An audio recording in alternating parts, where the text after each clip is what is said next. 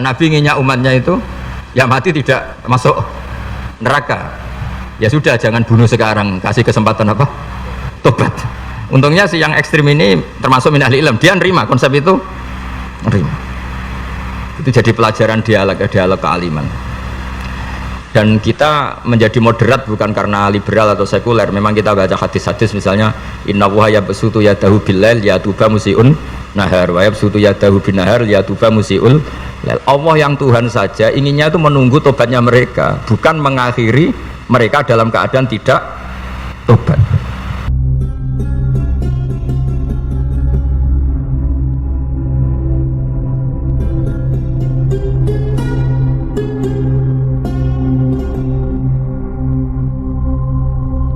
Terus pikirannya Syekh Al-Ajuri bahwa Jibril menanyakan Islam dengan niat mengertikan Islam kepada para sahabatnya Rasulullah Shallallahu Alaihi Wasallam.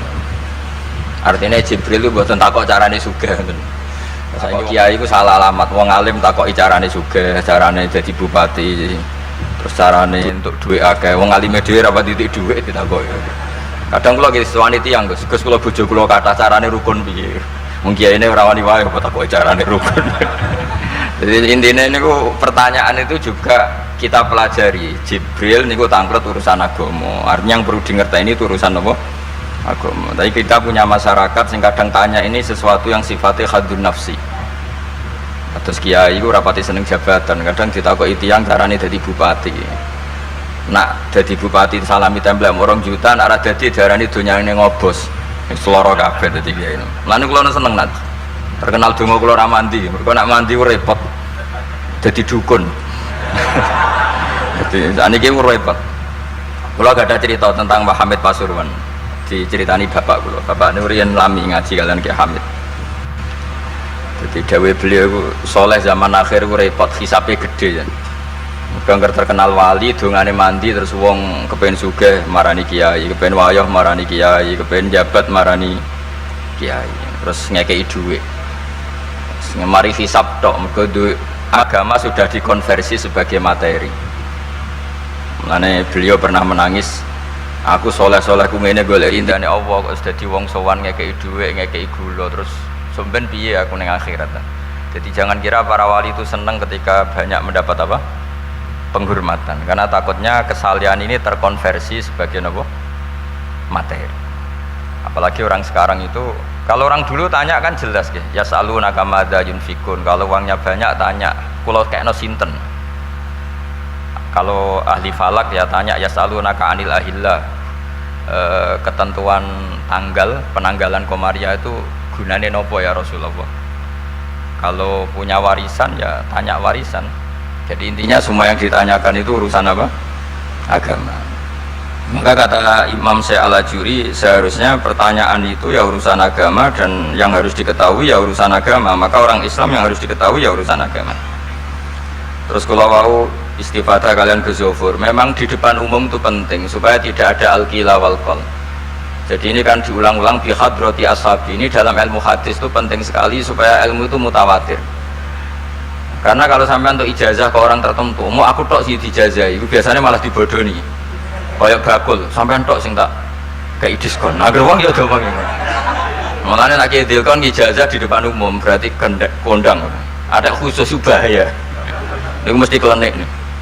Mune bukan kalau sak kelas kalian Gus Muni. Jadi orang itu, makanya saya ngaji itu pede di depan umum. Karena kalau salah ya dibenarkan Gus Zofur, kalau benar juga ganjarannya akeh. Tapi nak ngaji mbek wong loro dhewe anu iku terus kok cocokan.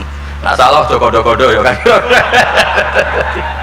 Jadi memang ilmu itu suka yang mutawatir saya karena validitasnya jelas. Makanya dulu itu dikaji ya. Hadis kok enggak mutawatir itu enggak mutu. Paling firrut batil ulya tentu yang apa? Mutawatir. Dikatakan bi hadrati ashabi atau ketika Nabi khutbah. Apalagi pidato Nabi di hajatil apa? Wada. Sehingga hadis ahadi itu banyak yang masalah karena satu ada subjektivitas rawi, kalaupun sahih itu ada subjektivitas rawi seperti yang diceritakan Gus Sobur tadi. Abu Dzar itu orangnya soleh tapi punya subjektivitas kesolehan yang sangat individualistik sehingga beliau diasingkan sama Sidina Utsman di Robadah gitu. Karena apa, kesalehannya ini bikin publik itu agak gaduh nggak kebayang kalau para sahabat itu ngikuti siapa? Abu Dzar. Karena ada kesalehan pribadi yang mengganggu kestabilan publik. Jadi Abu Dzar nanti kan diberi kesempatan pidato, seneng dunia orang di duit rapopo, gak badek, gak popo, gak pidato, gak urip mau sedih lu, wah itu kan Pekalongan fakir kabeh. Orang iso nggawe acara pengajian itu. Sehingga kesalahan-kesalahan pribadi itu ya dianggap Abu Dzar soleh, itu urusan beliau. Makanya komentar Imam Ghazali tentang Abu Dzar, faqad kana min ashabi Rasulillah man huwa a'lamu minhu wa man huwa awra'u minhu. Tapi ternyata tidak punya pilihan kayak Abu Dzar. Beliau itu nanam anggur saja nggak berani, karena takut sebagian anggur kalau terbeli pasti sebagian itu dipakai syaribul khamr.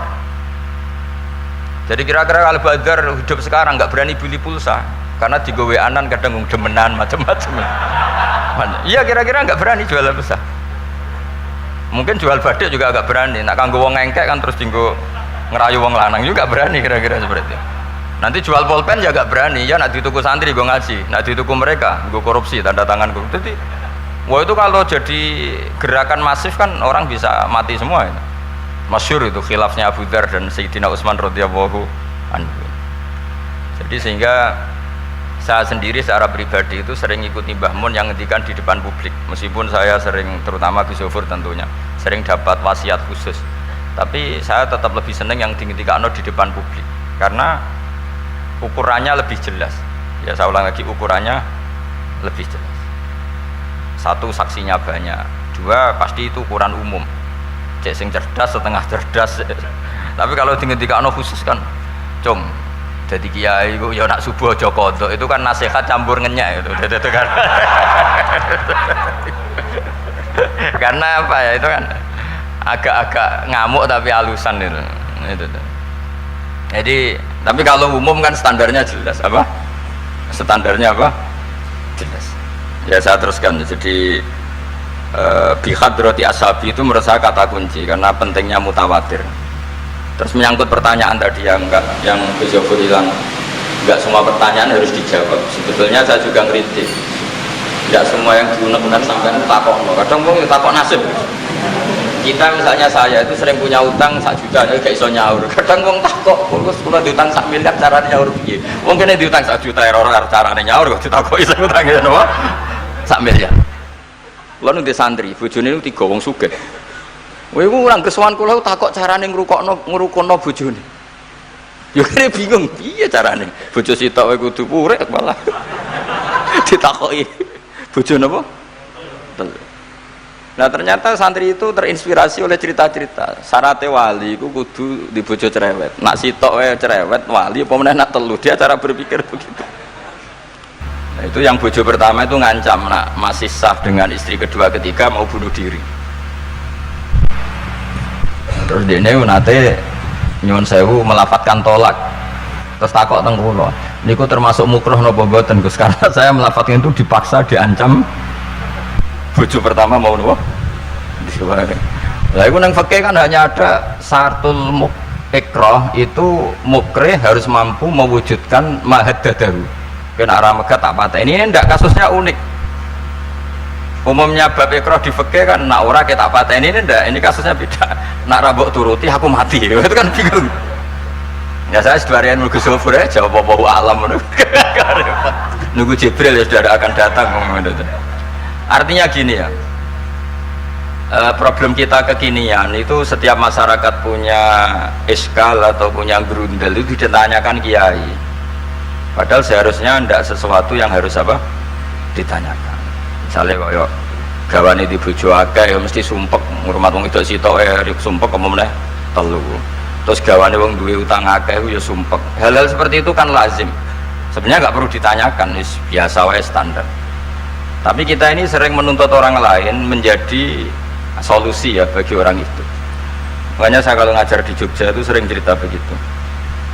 Problem orang kota itu adalah kalau punya beban itu dibebankan ke negara atau ke kiai atau ke ustadz. Padahal beban ini sebagai hukuman karena kesalahannya apa? Sendiri. Saya masih ingat betul ketika kasus Aid. Mbah Mun itu orang yang sangat syafiq li ummati, sangat syafiq lah, sangat syafaqah pada umatnya. ketika ada seorang dokter peneliti obat AIDS itu sangat tertantang, dia sangat obsesi bisa menyembuhkan AIDS. AIDS yang karena free sex ya, bukan karena ketularan. Saya ulang lagi, yang karena seks bebas, bukan karena ketularan. Itu tidak biasanya ya itu kok. Baru pertama itu saya melihat ya itu agak duka. Terus beliau tidak jawab, tapi setelah dokter itu pulang ngendikan begini, pangeran itu kadang ngersakno kabeh ku ono sanksine, cara bahasa modern ono sanksi. Ya tujuannya pangeran ku wong ben tobat ben balik nang Allah. Jadi ono wong uripe ngawur diutang, ya sanksine wong urip ngawur diutang ben uripe apik. Intinya Mbah Mun tuh mau ngendikan kesalahan itu pantese ya ono sanksine ben wong tobat. Lah saiki kiai ku nek ditakoki ngono berusaha cari solusi sanksi itu, padahal Allah kepengen memberi sanksi. Kalau sampai misalnya zaman mondok rasa regep terus bareng saya jadi kiai bingung terus kalau kan jadi solusi Gus kayak dongo laduni. Wong pangeran ngekeki sanksi kuwe zaman mondok rasa regep. Ben ora rasane isin maca keliru di depan umum. Malah yo ijazah napa? Laduni. Jadi itu pelajaran bagi saya menurut saya. Jadi kata Mbah Mun la'allahum yarji'un itu la'allahum yantahun yang di Quran itu satu kesalahan itu pasti Allah itu menghendaki ada apa?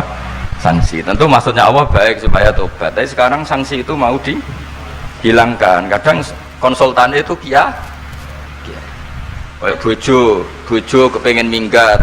Sing lanang tak takoki kena apa? Mun lami Gus boten kula nafakoi. Ya aku yang mending normalnya aku minggat, aku terlambat bojomu kepengen minggat saiki aku terlambat. Kudune wis wingi-wingi. Normalnya wong lanang ra tanggung jawab, mencen sanksine bojone minggat. Tapi cara kula kiyaine ra perlu memberi napa? Solusi. Tak takoki lah minggate ning diteng-teng tuane. Ya berarti bojomu pinter. Wis ngerti sing lanang ra kena deloki melok wong tuane ya menika. Dadi nah seperti itu menurut saya semua kiai itu harus kayak saya dalam bab itu. Tapi mereka nyari donga, piye bojo iki ra dicukupilah seneng. Terus golek akeh pengasih, golek jimat. Akhirnya Mbah Mun nate cerita, sing kula paling tak kenang sih. Akhirnya kiai ini nganti lali ya. Ana wong melarat yo ijazah kiai. Berhubung kiai ini ku isin muni ra iso dijazahi duha mek donga. Kiai ini ku lali nak dhewe fakir. Akhirnya yang minta ijazah ditimbali Mbah Mun. Rene tak ijazahi. Kowe yo ijazah duha mek sapa kiai iki? Lha kiai ku dhewe fakir, kok jalu ijazah. Jadi ijazah ya aku sing sukses dadi kiai sugih. Artinya apa? Bener ceritane Gus Sofur, gara-gara setiap pertanyaan itu memaksakan bisa jawab. Wis kok ning pondok lho, wis karuan dene Joko tuwa. Lho kok ngekek ijazah mahabbah. Dene pondok kan ijazah tuwa. Itu di pondok mana-mana Gus itu ada ijazah laduni. Padahal sing ijazah itu ya tau ra munggah. Sekolahnya ora tau munggah. Ngono dicalon ijazah laduni yo. Coba di pondok-pondok beredar gak ijazah ketemu Nabi Khidir? Beredar. Padahal yang ijazah juga gak pernah. Lah itu karena yang diceritakan Zuhur tadi memaksakan bisa. Terus karuan dekne dhewe ra iso ya santai wae. Nah, aku pengen ngipi ketemu Rasulullah itu beredar gak ijazah itu? Mungkin Pak Del kan pernah mengijazahkan itu. Tapi ora tahu. Sampai tahu ijazahnya Pak Zakaria? Oh, jadi apa? Ijazah itu terus ya. Karena Jubir Torekoh. Jadi intinya kalau tidak bisa ya bilang saja tidak bisa. Sampai apa jangan kita lupa tadi ya, sampai lupa daratan tadi karena problem negara kita termasuk itu. Semua intelektual, semua pakar kalau ditanya problem negara itu semuanya jawab. Akhirnya kan gaduh, semuanya punya rumus, semuanya punya versi, akhirnya gaduh. Misalnya pemerataan Indonesia rumusnya gimana? Yang satu bilang wah ibu kotanya dipindah, yang satu bilang enggak, harus ada sentralisasi di Jawa supaya ada kualitas A, ada kampus terbaik, ulama terbaik.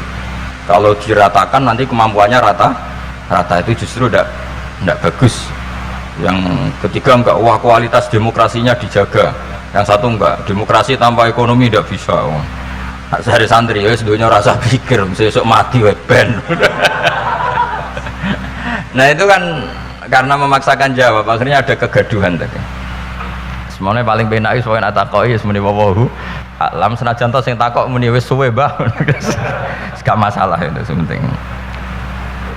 Ya saya teruskan. Wa amal imanu fawajibun ala kulli muslimin ayyumina billahi azza wa jalla wa bi jami'i malaikati wa bi jami'i kutubihi allati rupane kutub anzal hawa ala rusuli wa bi jami'i anbiya'i wa bil mauti wa bil ba'si min ba'dil mauti wa bil jannati wan nar. Wa bimalan kelan perkara jaat bihi pala saru pira-pira hadis utawa pira-pira riwayat fi ahaditsa ing dalem pira-pira hadis ukhara kang liya-liya. Mislu ayyumina bisirat kelawan timbangan wal kelawan wat. Nah kiye kono maknani wat jembatan wal mizan wal khaut wasyafaah wa bi adzabil qabri. Lan termasuk ini sing khasi ahli sunnah wa bi kaumin dan iman kelan anane kaum yukhrajuna kang den tokno sapa kaum minan nari saking neraka. Ini yang mulai khasnya ahli sunnah wal jamaah aswaja kita. Kita harus iman kalau nanti itu ada kaum, ada sekelompok manusia sing yukhrajuna minan nar, sing dikeluarno saka neraka fayudkhuluna al jannata ing swarga. Saya tahu persis tag ini ada di Sahih Muslim ketika zaman tabi'in yang masih ada sahabat banyak. Sebetulnya bukan zaman tabi'in banget karena zaman itu masih banyak apa? Sahabat. Itu mereka cara berpikir sudah semua ahlun nar itu redaksi di Quran tuh khalidina fiha, sehingga zaman tabi'in sudah banyak yang berpikir nggak ada kemungkinan orang sing yukhrajuna minan nar, sehingga terus ada kafilah, ada delegasi, ayo kita ke Medina, semoga kita ketemu sebagian ashabu Rasulillah, sehingga cerita akhirnya ketemu beberapa sahabat. Di situ diceritakan ada Jabir, ada beberapa lah yang sahabat sepuh bahkan. Nah, terus si Jabir ini, sahabat Jabir ini cerita kalau itu memang ada bisa faati Rasulullah Shallallahu Alaihi Wasallam. Tapi satu kontingen ini yang tetap berpikiran tidak ada syafaat itu banyak. Alasannya semua cerita tentang ahlun nar adalah khalidina fiha. Ketika Jabir masih hidup itu ya sempat terjadi debat. Loh itu yang khalidina fiha itu amma ahlun nar alladzina hum ahluha. Memang dia berhabitat neraka, memang alamatnya neraka. Kalau orang mukmin atau orang muslim itu tidak punya alamat neraka, cuma dia singgah. Yang cari pengalaman apa tidak tahu, pokoknya dia itu singgah. Nah itu kan sehingga ini menjadi khas. Meskipun khas ini iskal, kita akan iskal karena itu di Quran tidak ada, maksudnya nggak ada secara sori yang menerangkan ada kaumin sing yukhrajuna minan nar. Makanya Syekh Al-Ajuri ngendikan ciri khas ahli sunnah adalah mengimani adanya kaum sing yukhrajuna minan nar, karena itu zaman tabi'in sudah ada polemik, tapi tentu kita yang mengimani itu. Tapi kalau ada yang tanya di semua Quran kalau masuk neraka itu khalidina fiha, itu dijawab apa? Amma ahlun nar alladzina hum ahluha. Memang dia spesifik ahli neraka, memang dia berpenduduk neraka, alamatnya neraka, KTP-nya neraka, kakane neraka. Kalau kita ini ndak, KTP kita surga, mbah-mbah kita ahli surga, karena alamat kita sebenarnya kan surga. Nabi Adam itu kan surga alamat. Makanya saya ngaji di mana-mana itu betapa baiknya agama ini, karena kunci surga kita sudah dikasih tahu miftahul jannah. Nah, sementara kita tidak tahu kuncinya neraka. Jadi kena mlebu neraka kebangetan. Wong ora roh kuncine kok mlebu. Tapi jari kancaku, wah gak ada pintu deh, Gus Tilas berusak. Ini problemnya nih. Tapi sama mlebu neraka kebangetan. Karena yang kita punya kuncinya itu surga, kita tidak punya kunci neraka. Ono sing dikunci neraka, betul tuh. Nah harusnya kita nggak bisa masuk neraka karena nggak punya kuncinya. Jadi kalau nak maca hadis miftahul jannah la ilaha illallah itu syukur kalau cek apike Kanjeng Nabi, wong kunci kok didudono. Itu kan luar biasa. Jadi orang memahami hadis itu. Saya ini tak hadis bin nikmah, ini mumpung ada Gus Zofur, ini saya tasihkan. Wal asri demi masa, demi waktu. Saya ketika baca ayat yuridu wa bikumul yusra wala yuridu bikumul usra, dengan ayat wal asri demi waktu, itu memang luar biasa Islam itu. Coba ya, kita baca kalimat tauhid itu kan hanya butuh waktu setengah menit, mungkin tidak ada la ilaha illallah muhammadur rasulullah. Waktu yang sesikat itu bisa menghapus kekafiran di masa lalu. Jadi misalnya orang kafir 70 tahun itu terhapus kekafirannya hanya dengan singkat melafadzkan la ilaha illallah muhammadur rasulullah. Dan waktu pas dia melafadzkan syahadat ini momen paling dikenang ketika nanti di akhirat. Wal asr demi waktu. Jadi artinya apa? momen terbaik kita adalah ketika melafadzkan itu, dan kalimat itu mudah dan sah asal belum yughorhir, belum kelerek-kelerek, sah dan tanpa syarat. Misalnya sholat tidak butuh suci, butuh nutupi aurat, butuh melakukan rukun dan syarat. Syahadat enggak, lau talaffadhu kafirun bihadi syahadah, mesti apa sohat hadi syahadah, padahal kafir orang adus ijek junub itu langsung sah. Betapa mudahnya agama ini, kalimat yang menyelamatkan orang-orang dari neraka kemudian nggak banyak prosedur untuk menjadi sah. Nah ini saya cerita ya, betapa agama ini mudah ya kan, kalimat yang bisa menghilangkan kekafiran kemudian tidak banyak syarat. Coba kalau kamu mau sholat syaratnya kan macam-macam, mau zakat syaratnya macam-macam, tapi kalau mau bersyahadat, orang kafir kalau bersyahadat itu ada syaratnya enggak? Ya syahadat saja, itu wal asr, demi waktu. Betapa Islam itu menghormati waktu. Momen paling penting tentu kenangan kita adalah baca apa? Syahadat. Sehingga setiap Nabi ditanya iman atau Islam, tadi kata Gus Zafur gak boleh dipisahkan, ya ukurannya antas syahadah alla ilaha illallah wa anna muhammadar rasulullah. Ya saya teruskan ya. Jadi khasnya kita adalah meyakini wa biqaumin yukhrajuna minan nar, lan kita kudu yakin anane kaum yukhrajuna kang den tokno sapa kaum minan nari sangen neraka fayudkhuluna mongko den lebokno sapa kaum al jannata ing swarga. Wa bisaati lan iman anane kiamat wa asbahan hadza mimma yu'minu bi ahlul haq min ahlil ilm, atau yang mirip-mirip ini yang diimani oleh ahlul haq min ahlil ilm. Wa yajhadu bi ahlul ahwa wal bidah, meskipun diingkari oleh ahlul ahwa wal bidah. Jadi satu keyakinan sing diyakini Imam Ghazali, ulama Azhar, ulama ahli sunnah, meskipun keyakinan itu ditolak oleh ahlul ahwa wal bidah wad dolalah. Mimman sangking wong hadzara kang medekno na ing kita hum ing man sapa annabiyyu. Jadi bacanya mimman hadzarana humun nabiyyu. Mimman sangking wong hadzara kang ngekei peringatan medekno. Maksudnya Nabi mewarning kita, memperingatkan kita agar takut mereka.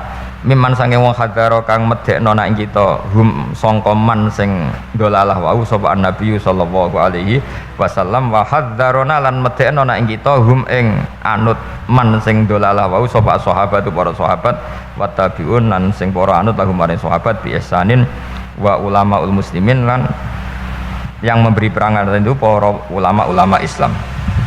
Ya, terus kita harus menghindari perilaku tertentu yang perilaku itu zaman Nabi sudah sangat diperingatkan. Misalnya yang masyhur itu Khawarij lah. Khawarij itu kelompok yang sangat soleh secara zahir, yes, ibadahnya kata Rasulullah laisa siyamukum kasiyamihim wa qiyamukum kami qiyamihim. Jadi puasa kamu sahabat enggak sehebat puasanya orang apa? Khawarij. Ibadah kamu enggak sebanding ibadahnya Khawarij, tapi mereka sangat biadab. Ya murukuna minaddin muruqa sahmi minar ramiyah yaqra'unal Qur'an la yujawizu hana jiro. Dan diantara kesolehan yang berlebihan ini kata Nabi apa?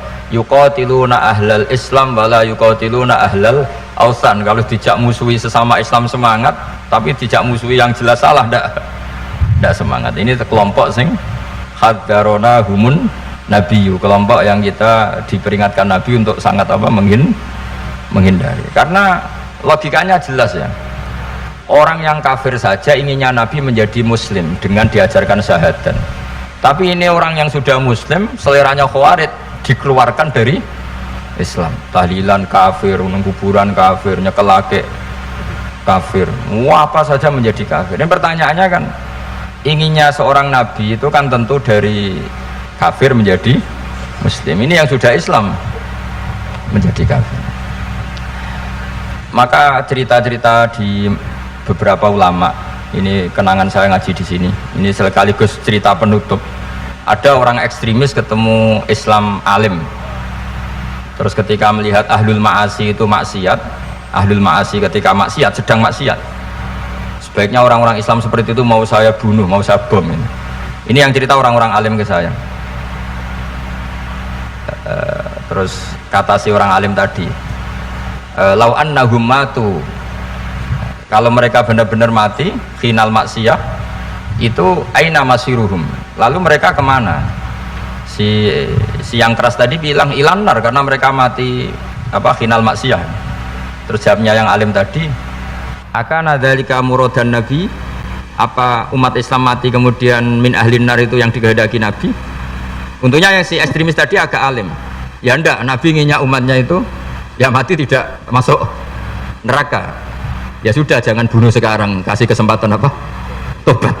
Untungnya si yang ekstrim ini termasuk min ahli ilm, dia nerima konsep itu, nerima. Itu jadi pelajaran dialog kealiman.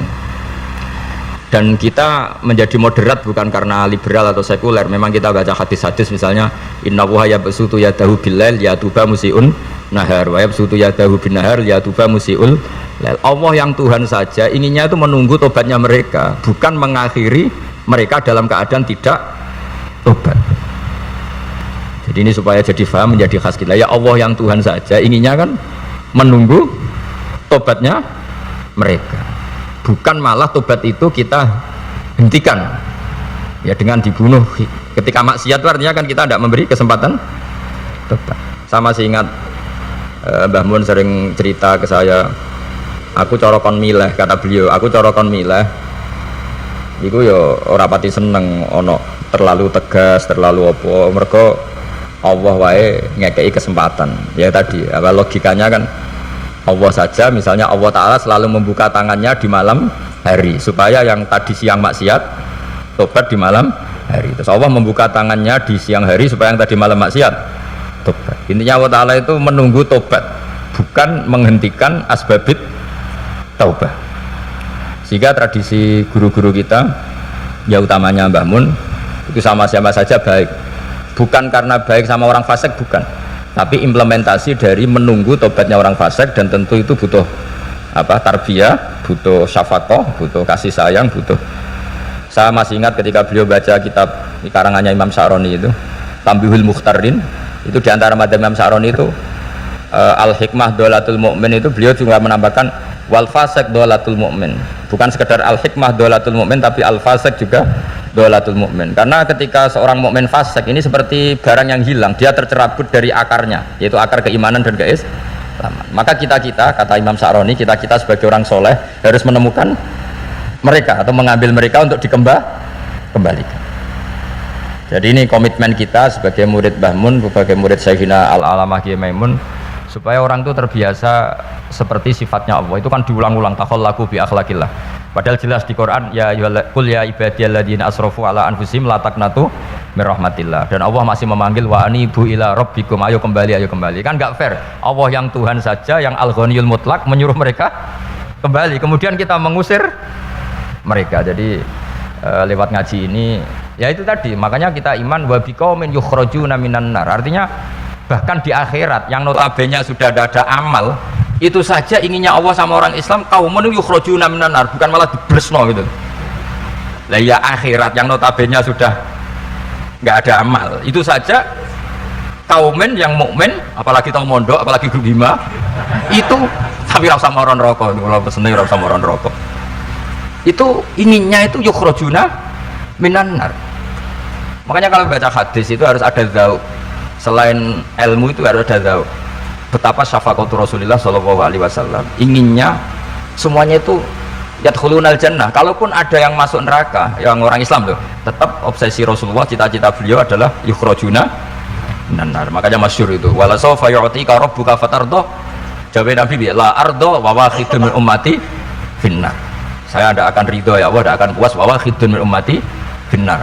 Satu dari umatku min ummatil ijabah minan nar. Makanya saya setuju dengan saya Al-Ajuri, kita sebagai ahli sunnah diantara khasnya apa? Iman adanya kaum sing yukhrajuna minan nar. Pun ya ngoten Bang. Sampai wah oke. Dibaca Arabnya saja. Nah, ini nurut Bapak Gus. Mimman khadzarona tadi siapa? An-Nabi. Mimman sangking wong khadzaro kang ngekei peringatan medekno nek kita hum ing sangka gerakane man mau sapa Nabi sallallahu alaihi wasallam. Saterusé terus wa ulama muslimin wa yu'minu bil qadar wa khairihi wa syarrihi wa yabra'u mimman lam yu'min bil qadar. Kita harus terbebas, maksud terbebas itu gak urusan sama orang yang tidak iman bil qadar khairihi wa syarrihi, kama tabara kaya oleh lebaran sapa Ibnu Umar minhu mimman lam yu'min bil qadar.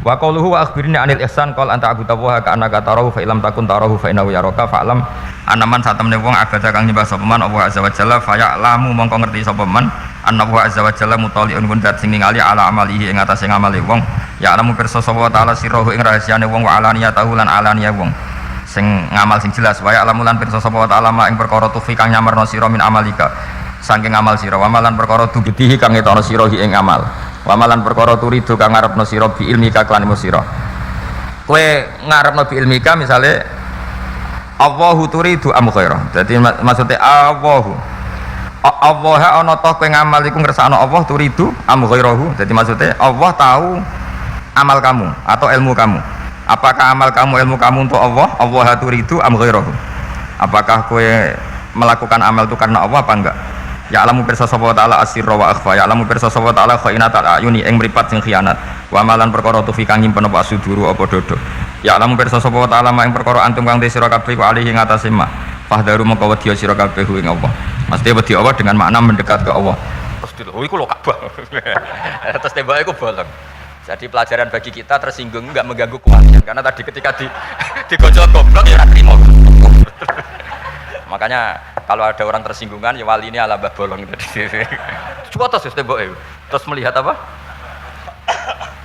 nah kalau ceritanya Mbah Mun itu berroh sebagai masjid Demak menorone itu rodok miring ya mereka sama ketika Wali Songo bikin masjid Demak ada saja yang usil jangan-jangan kiblatnya salah terus dari ceritanya Mbah Mun Mbah Mun jadi ceritanya Mbah Bae mungkin sekali Joko kon nyenteng masjid Demak napa menarane nganti tok Ka'bah lah narike ke banter mulane dhisik menara iku jadi dulu itu tidak pakai Yaumar Rasdil apa? Kiblat. Cari jam sekian matahari tepat di atas Ka'bah terus semua bayangan. Kenapa itu semua terjadi? Jawab Mbah Zubair seperti walladzina jahadu fina lanahdiyannahum subulana. Orang yang serius menekuni ngitmai agama ini, serius ya, serius ta'lim, serius macam-macam mesti lanahdiyannahum subulana. Pasti saya tunjukkan beberapa jalan menuju saya. Jadi kira-kira wali ora bakal keweleh gawe kiblat madhep nyetan meskipun ndak ahli falak meskipun nggak pernah sekolah nopo Adil kan semangat tahu mlebu ya pelajaran falak Pak Zakaria mlebu seneng falak kita nak era jenengan Gus Zabur sudah sekolah gitu bisa far keluar oh ya assalamualaikum warahmatullahi wabarakatuh